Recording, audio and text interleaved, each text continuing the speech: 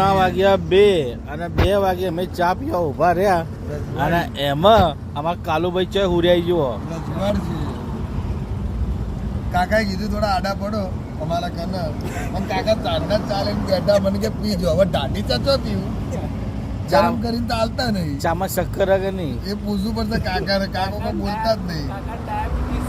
કાકા નોમ વચ્યા ગોમ નહીં કાકા નામ રજવાડા અને કાકા રાજસ્થાન ના આ છે આ એરિયો હા અમે આવી ગયા હવે અમદાવાદની નગરીઓમાં વડોદરા સુધી આવી ગયા ભાઈ હમણાં જ ચા પીધો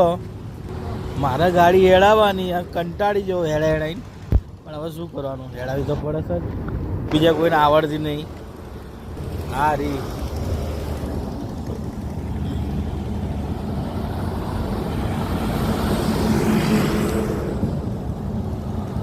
જો આ મેન હાઈવે